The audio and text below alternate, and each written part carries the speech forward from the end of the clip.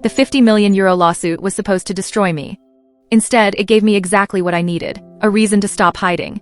When someone tries to erase you from existence, you have two choices. Disappear quietly or make so much noise that the whole world has to listen. I chose noise. Fashion Week was 48 hours away. While Viktor Petrov's lawyers filed motions to freeze my assets and prevent me from showing any collection, I was making phone calls that would bring down his entire empire.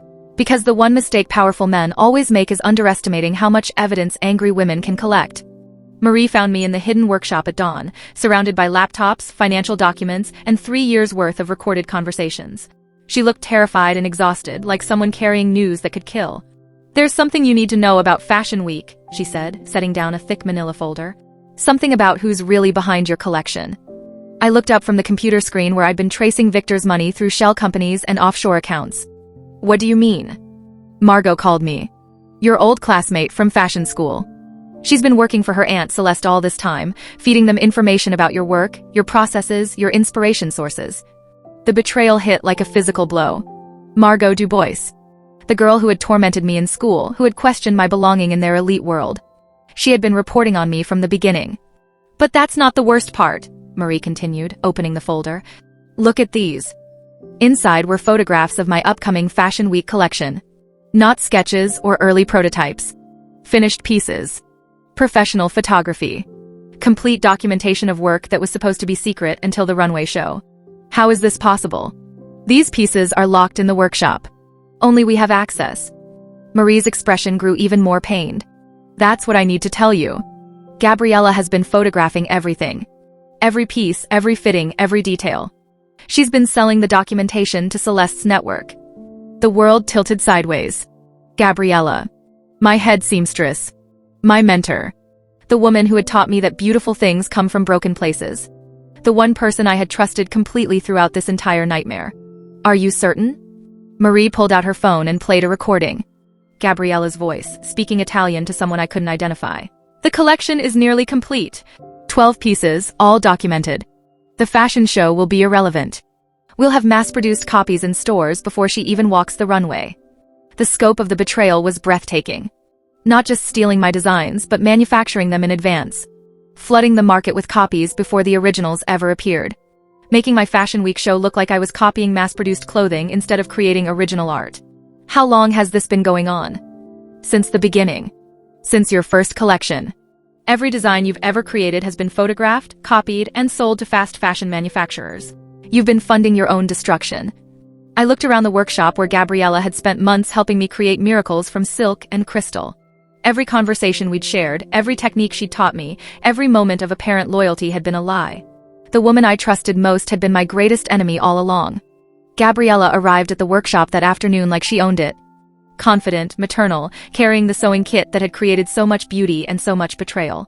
When she saw me waiting alone in the main room, something flickered in her expression. Guilt, maybe. Or just annoyance at being caught. "Kara," she said, setting down her kit with practiced casualness. "You look troubled." The stress of Fashion Week, yes. The stress of discovering that someone I trusted has been destroying me systematically for months. Her mask slipped for just a moment. Then the concerned mentor returned. "I don't understand what you mean." I pulled out my phone and played the recording Marie had captured. Gabriella's voice filled the workshop, discussing my designs like commodities to be harvested and sold. When the recording finished, silence stretched between us like a blade. Finally, she laughed. Not the warm, maternal sound I remembered, but something cold and calculating. "You think this is personal, don't you? You think I betrayed you because I don't like you. Didn't you? Kara, this is business. You are very talented, but very naive. In this industry, talent without protection is just raw material for people with more power." She walked to my design wall, studying sketches with the same clinical detachment she'd shown when teaching me to sew. "Your designs are beautiful. Revolutionary, even. But beauty without backing is worthless. I simply redirected your talent to people who could use it properly. You stole everything I created. I preserved it. Do you think Celeste and Victor would have allowed you to succeed independently? They would have destroyed you completely, taken your designs anyway, and left you with nothing. At least this way, you learned something valuable." What did I learn? Her smile was genuinely pitying. "That talent is not enough. That in this world, you are either predator or prey. And you, Kara, were always going to be prey." She picked up her sewing kit and walked toward the door. The collection you're planning to show at Fashion Week? It will be in Zara stores tomorrow morning. Your moment of triumph has already been stolen. But don't worry. I made sure the copies are very high quality. After Gabriella left, I sat alone in the workshop surrounded by the evidence of my own destruction. 3 years of work. Thousands of hours of creativity. All of it stolen, copied, sold to the highest bidder before I even knew it was valuable. The smart thing would have been to cancel Fashion Week. Withdraw quietly. Except that I had been outmaneuvered by people with more experience and fewer scruples. Instead, I picked up the phone and called Victoria Sterling. "They stole everything," I said when she answered. "My designs, my process, my entire collection. It's already in stores." "I know," she said calmly. "Marcus has been tracking the manufacturing. 12 factories across Southeast Asia, all producing copies of your work. They've invested millions in this operation. Then it's over. Is it? Or is this the moment you decide to stop playing their game and start playing your own?" She paused, letting the implications sink in. "Sophia, do you know what happens to people who steal from Victoria Sterling?" "No. They discover that some wars can't be won with money or influence. Some wars require complete annihilation of your enemy's ability to exist in civilized society." The coldness in her voice was terrifying and exhilarating in equal measure. "What are you suggesting?" "I'm suggesting that Fashion Week becomes the moment we destroy everyone who thought they could steal from us. Not just professionally. Personally. Permanently." Victoria's building housed more than just fashion offices. The basement levels contained what looked like a private intelligence operation. Computer servers, communication equipment, and walls covered with photographs, documents, and connection charts that mapped Viktor Petrov's entire criminal network. "We've been investigating him for 2 years, Victoria explained, leading me through rooms that looked like they belonged in a spy thriller. Money laundering, human trafficking, political corruption, fashion industry manipulation. Your case was just one piece of a much larger puzzle. Marcus Webb, her digital forensics expert, showed me evidence that made my personal troubles seem trivial by comparison. Financial records proving Victor had been buying judges, bribing politicians, and ordering the elimination of competitors who couldn't be controlled. Alexander wasn't his first victim," Marcus said, pointing to a wall of photographs. 7 designers in the past 5 years. All initially supported, then systematically destroyed when they refused complete cooperation. The photographs showed talented young people whose careers had been ended by scandals, lawsuits, or mysterious accidents. My story wasn't unique. I was just the latest casualty in a war most people didn't even know was happening. What happened to them? 3 committed suicide after their reputations were destroyed. 2 died in accidents that weren't accidents. 1 disappeared completely. 1 accepted complete subjugation and now designs exclusively for Victor's shadow companies. The scope was overwhelming. An entire shadow system designed to identify, control, or eliminate independent talent in the fashion industry. Why haven't you exposed this before? Because we needed someone with enough visibility to make the story matter. Someone the public already cared about. Someone whose destruction would be so obvious that even corrupt officials couldn't ignore it. Victoria looked at me with something that might have been sympathy or might have been calculation. "Congratulations, darling. You're our bait." Despite everything, Fashion Week continued its relentless approach. 2 days. 48 hours to prepare for the most important show of my career, using designs that were already being sold in fast fashion stores around the world. But Victoria had a plan that was so audacious it bordered on insane. "We don't show your stolen collection," she said, spreading new sketches across the conference table. "We show the evidence of who stole it." The concept was revolutionary.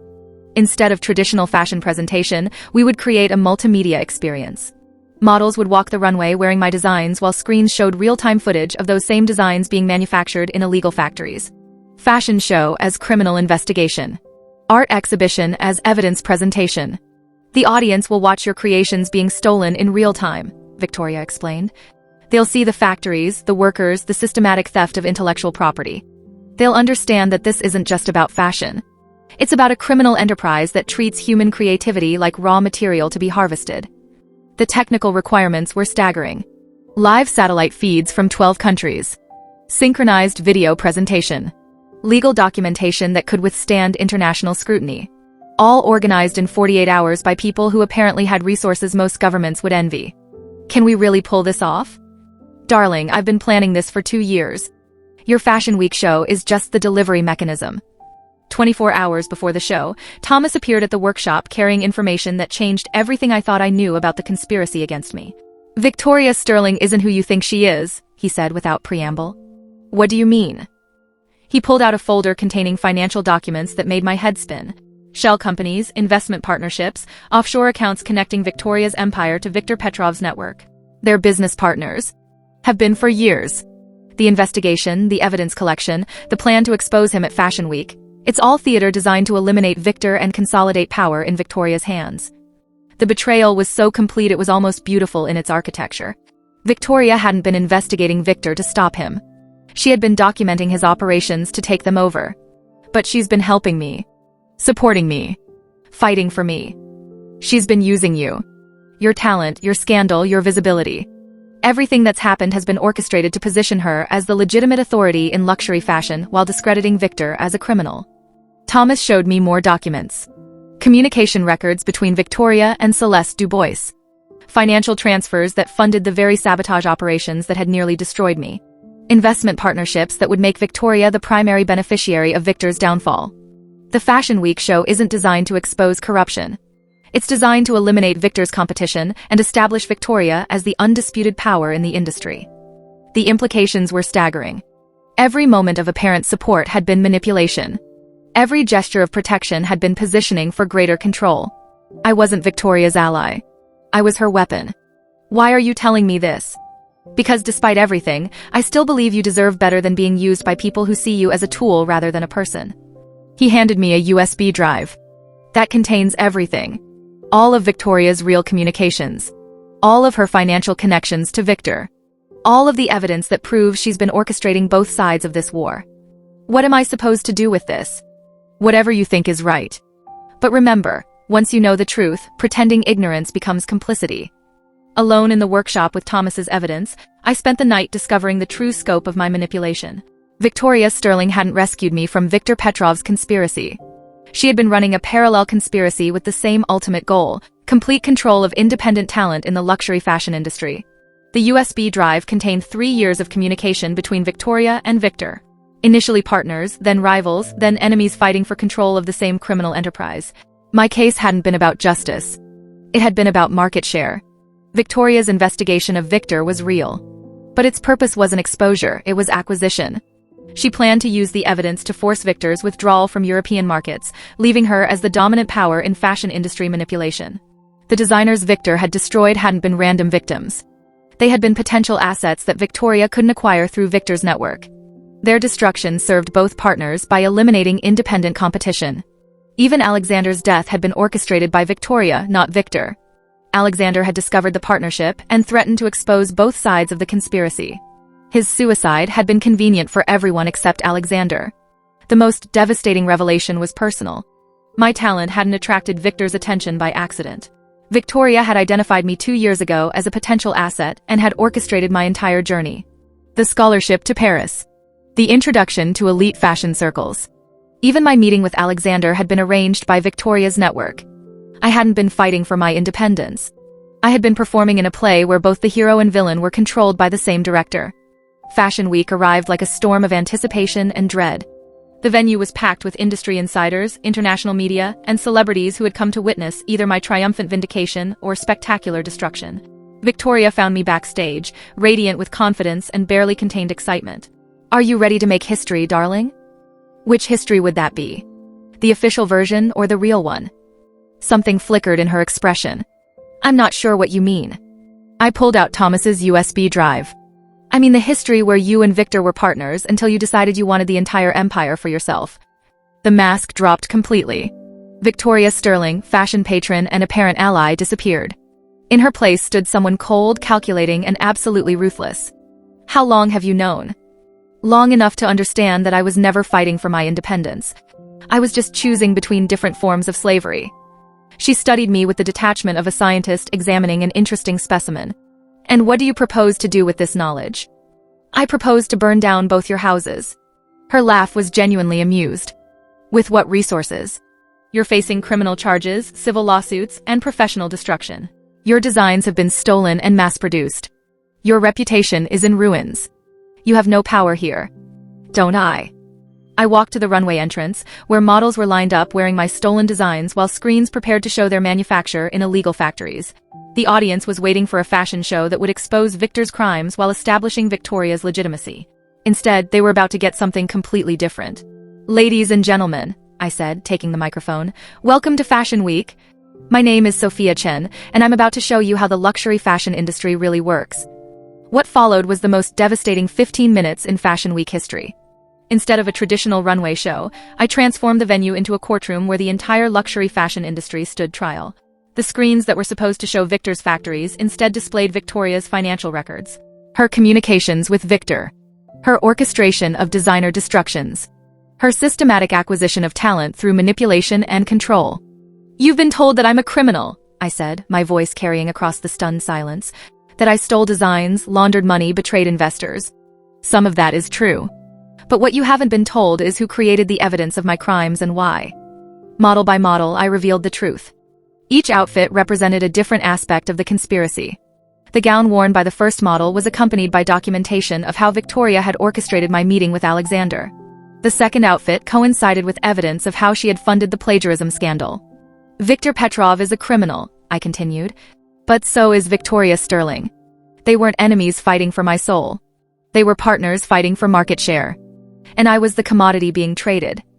The fashion world watched in horrified fascination as their most trusted patron was revealed as a criminal mastermind. Financial records showed money laundering operations that dwarfed anything Victor had attempted. Communication logs revealed systematic destruction of young designers who couldn't be controlled. The fashion industry tells you that talent rises to the top through merit and hard work. That's a lie. Talent rises when it's useful to powerful people and is destroyed when it becomes inconvenient. You've all been complicit in a system that treats human creativity like a natural resource to be harvested. By the time the last model left the runway, Victoria Sterling's empire was collapsing in real time. Financial partners were freezing assets. Government investigators were launching inquiries. Media outlets were scrambling to cover the biggest fashion scandal in history. But Victoria herself had disappeared. Sometime during my presentation, she had slipped away from the venue, taking whatever resources she could carry and leaving behind a criminal enterprise that stretched across 5 continents. The aftermath was swift and merciless. By the end of the week, arrests had been made in 12 countries. Fashion houses that had been secretly owned by Victoria's network were seized by authorities. Bank accounts containing hundreds of millions in laundered money were frozen. Viktor Petrov, watching his former partner's destruction from whatever hole he had crawled into, made one final move. A public statement claiming that he had been investigating Victoria's crimes for years and offering full cooperation with international authorities. The two criminals who had destroyed so many lives were now destroying each other. Justice served through mutual annihilation. Standing in my empty atelier 3 days after Fashion Week, I surveyed the wreckage of everything I had built. The lawsuit was still pending, though its backers had disappeared. The criminal charges remained, though the prosecutors had lost interest without Victoria's resources behind them. My designs were still being sold in fast fashion stores around the world. My reputation was still complicated by months of scandal and revelation. My future in fashion was uncertain at best. But for the first time in years, I was free. Not successful. Not vindicated. Not triumphant. Just free. Marie found me there, packing sketches and personal items into boxes. "What will you do now?" she asked. "I don't know. Start over, maybe. Somewhere they don't know my name or my story." "That seems like a waste of everything you've accomplished." I looked around the space where I had learned so much about beauty and betrayal, creativity and corruption. What have I accomplished? I destroyed 2 criminal enterprises, but I also destroyed my own career. I exposed the truth, but I also eliminated my future in this industry. You freed yourself. And you freed every designer who comes after you from the system that would have enslaved them. Maybe she was right. Maybe freedom was worth more than success. Maybe truth was worth more than triumph. But as I carried the last box out of my atelier, I couldn't shake the feeling that I had won a battle while losing the war. The fashion industry would continue. New power brokers would emerge. New talented young designers would be identified, cultivated, and either controlled or destroyed. The system I had exposed would adapt, evolve, and continue harvesting human creativity for the profit of people who created nothing themselves. I had burned down their house. But they owned the land it stood on. As I loaded the boxes into Marie's car, my phone buzzed with a message from an unknown number. "Impressive performance at Fashion Week. You've eliminated some troublesome competition and proven you're more resourceful than we initially calculated. We should meet. There are opportunities for someone with your talents and your visibility. Opportunities that could make your previous struggles seem like minor inconveniences. The question is whether you're interested in real power or satisfied with symbolic victories. A friend who admires your work. The message included an address in Monaco and a time, tomorrow at sunset. I stared at the screen, recognizing the pattern. Another mysterious benefactor. Another offer of support. Another chance to rise higher than ever before. Another trap disguised as salvation. But this time, I understood the game being played. And sometimes, the best way to destroy a system is to rise high enough within it to burn it down from the inside. I looked at Marie, who was waiting for my decision about where to drive. Change of plans, I said. We're going to Monaco. Some people learn to avoid fire after getting burned. Others learn to control it. I was about to find out which kind of person I really was. Next episode preview. They thought destroying Viktor and Victoria would end the game. Instead, it just revealed the next level. The message from Monaco promises power beyond anything I've imagined. But I've learned that in this world, every gift comes with chains. Still, when they invite you to play at the highest stakes, refusing isn't really an option. Because the only thing more dangerous than being controlled by powerful people is being ignored by them. The real empire is about to reveal itself.